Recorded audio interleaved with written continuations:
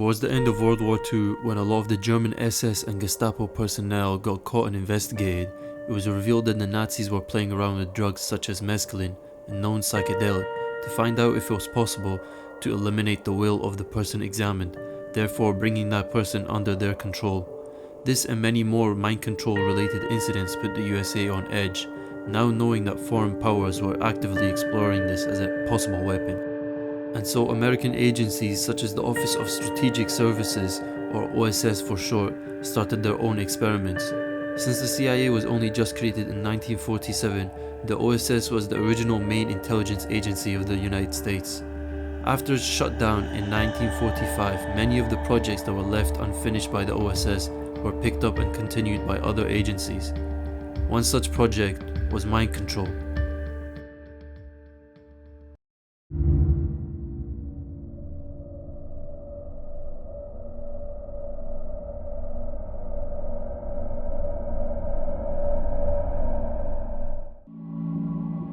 A leading reason why the CIA found it most important to prioritize the research of mind control was by the end of the Korean War, 70% of the 7,190 US prisoners held in China had either made confessions or signed petitions calling for an end to the American war effort in Asia. 15% collaborated fully with the Chinese, and only 5% resisted. The American performance contrasted poorly with that of the British, Australian, Turkish and other United Nations prisoners, among whom collaboration was rare, even though studies showed they were treated just as badly as the Americans. Worse, an alarming number of the prisoners stuck by their confessions after returning to the United States. They did not, as expected, recant as soon as they stepped on US soil. Puzzled and dismayed by this wholesale collapse of morale among the prisoners of war, American opinion leaders settled in on Edward Hunter's explanation. The Chinese had somehow brainwashed our boys. But in the end, the biggest reason was if the US could in fact achieve control of the human mind, it would be the biggest leap in behavioral sciences since its creation. And the first one to get to that point would always have the advantage in everything, from war and politics to science and technology. The thing that made the TSS the best choice for heading this project was they didn't expect to achieve their main aim straight away. They knew the human brain was extremely complicated, so their way of working was to explore every corner of the brain relating to what motivates a human being, and similar more niche personality traits. Also, they didn't expect any one drug or technique to be the holy grail, and instead researched what seems to me every possibility that seemed plausible, which include but are not limited to hypnosis, drugging, combining hypnosis with drugs, radiation, extreme electric shock therapy, sensory deprivation, sexual blackmail involving entrapping the target with someone from the same sex or a child or both, and then of course physical abuse and verbal manipulation. But to find all of this out, it would be simply impossible for one department. So what they done was fund numerous studies and numerous specialists focusing in everything they wanted to know. From the effects of different doses of LSD all the way to what motivates a person to betray their community. However, simply giving the money straight to these scholars and specialists would be far too obvious and suspicious. So what they done instead was pass their money through an intermediary to mask the origin. Two of these intermediaries were named in the release of the CIA papers, one of them being the Geschichte Fund for Medical Research, which is no longer operating, and the Josiah Macy Jr. Foundation, which was only used for a year or two, but the foundation itself is still up and running to this day. A list of people and places that were given funds to study LSD, among other things, by the CIA include Bob Hyde's group at Boston Psychopathic, Harold Abrahamson, Columbia University in New York, Carl Pfiffer, University of Illinois Medical School, Harris Isbell at Addiction Research Center in Lexington, Kentucky, Louis J. West at University of Oklahoma, Harold Hodge at University of Rochester, Harvard University, Stanford University, and a lot more. Naturally, the scholars and academics would release written reports publicly about their findings, but those would only mention very surface level things, such as how LSD affected the subject's heart rate. Anything that delves deeper would be only told to the CIA. For example, how the subject's memory is affected, or even how to introduce doubt between their personal relationships. Before I move on to the experiments in chapter 2, I just found some information I'd like to drop quickly on you about some of these places in the MKUltra project as a whole that I found noteworthy. 1. All the CIA funding of grants of LSD happened when it first stepped onto American land in the early 1950s and was seen as sort of a holy grail-esque drug because of its extremely small doses that could produce extremely strong effects. compared to the known and researched psychedelic mescaline. Scientists had known about the mind-altering qualities of drugs like mescaline since the late 19th century, but LSD was several thousand times more potent. 2. At all these places, only the most senior staff knew where the money was truly coming from. Outside from those 1 or 2 people, no one knew, not even the university itself, and especially not the test subjects. 3. Just for reference, but they funded Bob Hyde and his program about $40,000 a year, and if you account for inflation, that would be around $460,000 in today's money. 4. At most of these places, a lot of the research is not known to a knowledgeable extent. All of them except one, which is the Addiction Research Center in Lexington, Kentucky, headed by Harris Isbell. In this center, every patient who was there was obviously being treated for drug addiction, mostly for amphetamines and heroin. So as you'd expect, they'd do anything for a hit of their favorite drug. Taking advantage of this, Harris offered any patient who would take the LSD and do a series of tests would be either rewarded by reducing the time they would have to serve in the center, or, you guessed it, the drug of their choice. All these addicts had to do was sign a consent form, and that was it. They weren't even given the name of the drug or how it affects you, so the testing was basically done with no respect towards the subject.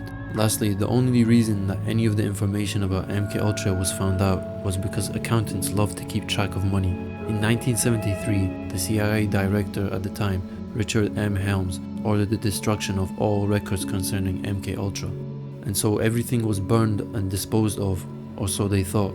Fortunately for us, they only destroyed everything that was kept in the main building. Away to the side, all the financial records were kept in a separate building, almost 20,000 pages detailing how and where most of the funding was spent, although regrettably that's still not all of it. Thanks to the accountants at least, we have physical proof that MKUltra did in fact exist, and an idea of what type of crimes were committed under its name. Although in the end, we will never know the full extent of what truly happened.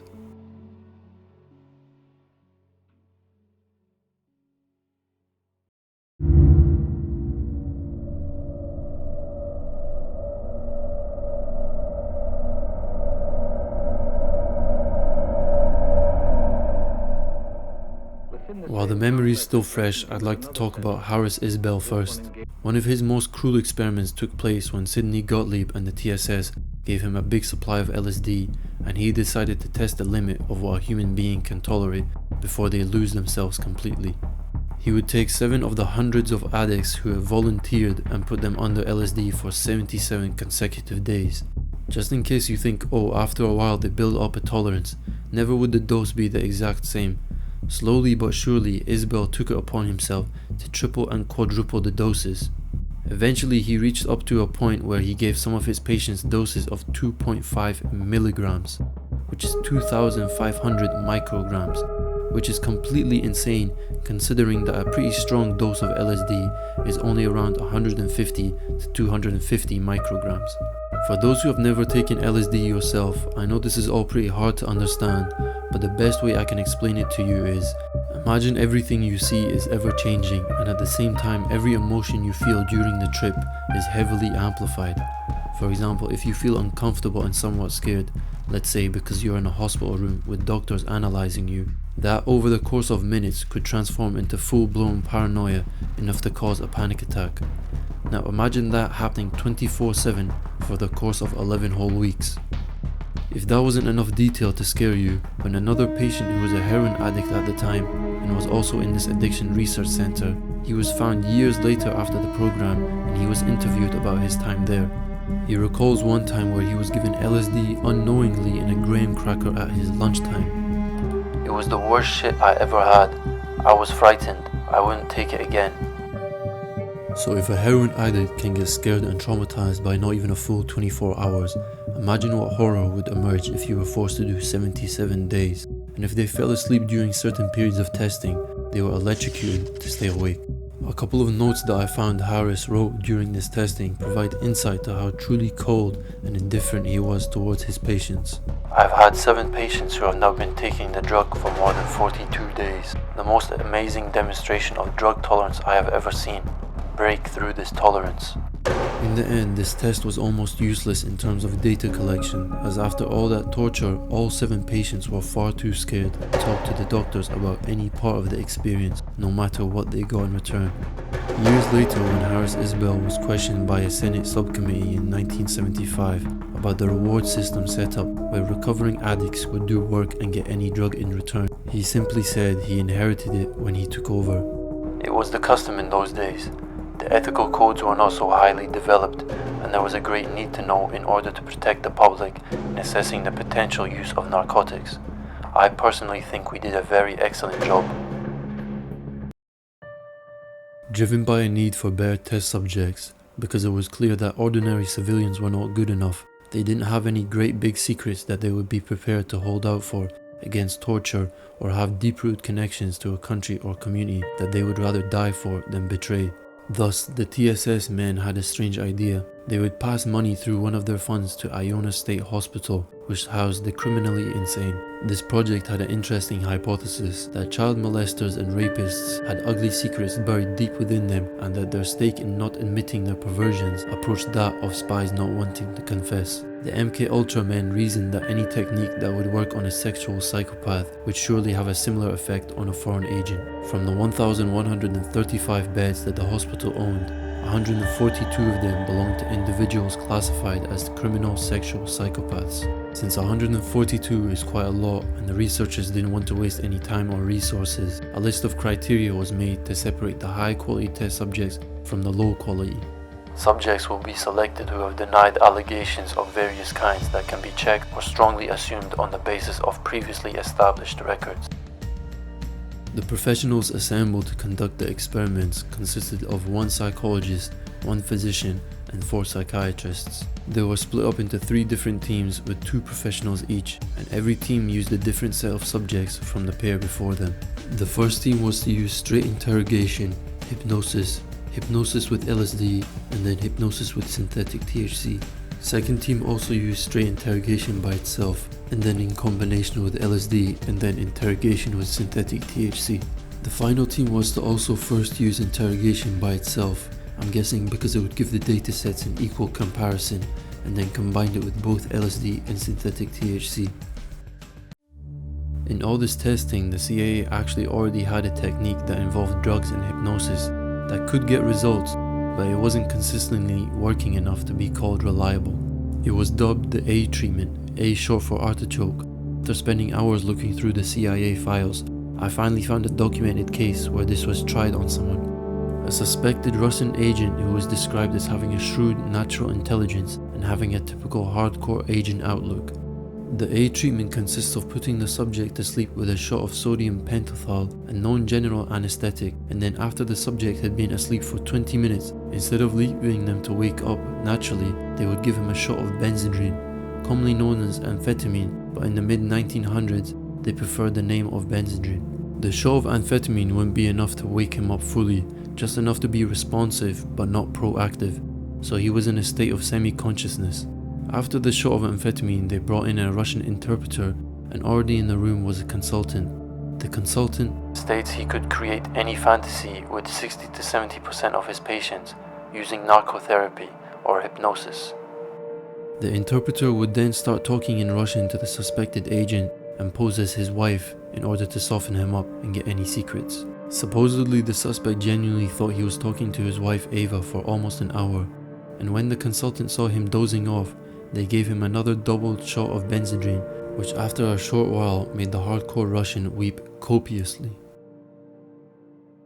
One case I wanted to talk about is Claudia Mullen, who is a survivor of MKUltra. She had enough courage to testify in court about the atrocities committed against her, but unfortunately I don't think that type of stuff is allowed on YouTube, so I will leave a link to her testimony down in the description below. Please only click on the link if you are above 18 years old and do not get easily depressed. Within MKUltra there was many experiments and many victims, almost too many to keep track of, but the last experiments I want to go over were done by a Dr. Donald Ewan Cameron, a world famous psychiatrist who was the first president of the World Psychiatric Association and was president of the American Psychiatric Association in 1953.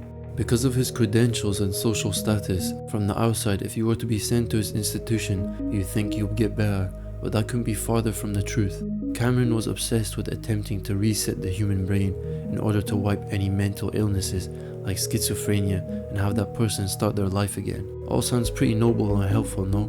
The only problem is, he decided on a forceful method to achieve that, which is electroshock therapy, a relatively known method that involves a single dose of 110 volts, using pads on either side of the patient's head, lasting a fraction of a second, once a day or every other day, in order to trigger a small seizure stemming from the brain.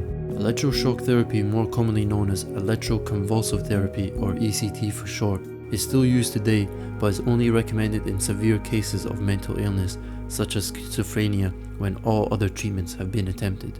From what I've researched about it, the aim of the therapy is just a quick short-term recovery, and when you undergo the treatment, you are put under by general anesthetic, so you are completely asleep and there is no pain. Getting back to the case at hand now, Cameron's psychotic treatment involved using 150 volts for 1 full second, 2 to 3 times a day, every day. Dosed with muscle relaxant and local anesthetic, but not enough to dull the pain, and then while the patient would be convulsing from the primary shock, he would then shock them again numerous times, almost reaching 9 electric shocks during their main seizure, causing more seizures. Doing this enough times would be the process of creation of a vegetable. Cameron liked to use the term de-pattern when talking about his ECTs, which the main aim of them was to wipe the brain, or in reality produce enough amnesia within the patient to make them forget they were even mentally ill in the first place. Strange how that works.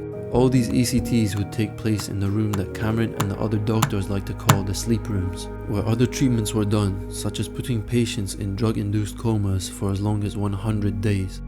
So much screaming could be heard coming from those rooms that other patients would rarely walk through the nearby corridors and prefer to take other routes. Cameron had done this procedure so many times that he had broken down the average human reaction to the treatment. He said there was 3 stages to the depatternization of the patient. First stage, the subject would lose much of their memory, but they still had enough to know where they were and why. Second was losing their space-time image, meaning they couldn't answer basic questions such as where am I and how did I get here, and that would cause them anxiety and stress. Third and final stage was a loss of all that previous stress, and in Cameron's own words, an extremely interesting constriction of the range of recollections which one ordinarily brings in to modify and enrich one's statement. All schizophrenic symptoms have disappeared. There is complete amnesia for all events in his life. One of the main reasons the CIA chose him is he already had ready access to lots of people who he could misdiagnose on purpose, telling him their case is actually far worse than it really is, and take them in to commit his atrocities. For instance, if someone came in because they had anxiety or very mild depression, he would convince them they need treatment, therefore having an almost healthy human being ready for testing. At times it seems Cameron enjoyed inflicting pain on others more than the progression of the main objective. One such experiment that shows this is after the CIA had funded him, they wanted him to get more information on sensory deprivation tanks. Nowadays the tanks we know mostly use water and are designed so when you close them, it's completely smell proof and no light gets inside. But the old ones took place in a small room with a cover over the eyes, headphones or speakers playing white noise, and padding to dull the sensation of touch. One way Cameron used it was to test out the limit of how long you could leave someone inside. A previous doctor who worked under Project Artichoke done the same experiment with one of his volunteers, an army man, staying in the box for 40 hours until he couldn't take it anymore and kicked his way out, which then followed an hour of crying loudly and sobbing in a most heart-rending fashion. Baldwin, from the results he got from experiments from a number of other subjects, said anything past 6 days would cause irreparable damage to the mental state. Cameron, of course, being the empathetic and smart doctor that he is, would take this statement to be true and instead explore other experiments. Just joking, he had to test this limit himself and ended up leaving one of his female patients, Mary C., in one for 35 days. In the end, he couldn't even tell how much damage the 35 days did because he had already damaged her brain enough with ECTs and other sadistic so-called techniques of therapy. Found in his notes, he wrote, although the patient was prepared by both prolonged sensory isolation and by repeated depatterning, and although she received 101 days of positive driving, no favorable results were obtained. All this torture just because 52-year-old Mary was diagnosed by Cameron as having conversion reaction in a woman of the involutional age with mental anxiety, hypochondriatic. In reality, she just had menopause. The positive driving part refers to one of his other techniques, which he dubbed himself as psychic driving, which involves drawing up a profile on the patient, writing down what problems they identify with themselves from several prior interviews with them. Then Cameron and other doctors would make cue statements in order to trigger certain emotions. They would first make a negative cue statement to get rid of unwanted bad behavior, and then make a positive one to program in new behavior.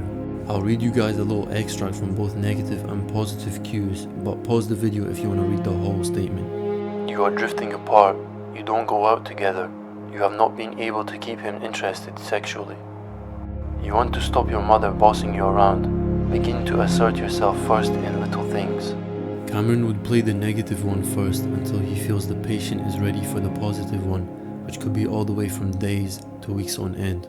He had one of his in-house technical staff design a tape recorder that could play 8 separate cue statements to 8 different rooms and loop continuously. He used this to play the cue statements for 16 hours a day, every day, basically every waking minute, until he felt it was enough, which God knows how long that could be. Also, the worst part is yet to come, because he would only use this psychic driving after he had completed the sadistic de-patterning treatment on the patient, as they would be alone in the sleep rooms, a stupor, barely able to control their body, and had speakers installed everywhere in the room, even below the pillows, as one doctor who worked there said, "We made sure they heard it." As much as I don't want to talk about Cameron and his crimes anymore, there is still more, as I haven't mentioned anything involving what he done with his supply of LSD. Val Orlico is one of the survivors of these tests that still has a willingness to talk about what happened to her inside his institution. Surprisingly, the hospital still had records of what happened there, and on Orlico's patient sheet, it says she was administered LSD a total of 14 times over the course of less than 8 weeks. During the time she was dosed, she was also either given a stimulant or a depressant and placed in one of these sleep rooms. Cameron used the speakers in that room to play extracts taken from her past sessions and gave her a notepad and pen to write down her thoughts. After administering the drugs and giving her pen and paper, he would leave her all alone in the room by herself with the tape playing in the background. She was interviewed later about her LSD sessions within the hospital. It was terrifying. You are afraid you've gone off somewhere and can't come back. You become very small. You're going to fall off the step, and God, you're going down into hell because it's so far and you are so little. Like Alice, where's the pill that makes you big? And you're a squirrel, and you can't get out of the cage, and somebody's going to kill you. I don't know how I could have been so stupid. A lot of us were naive. We thought psychiatrists had the answers. Here was the greatest in the world with all these titles. I thought he was God.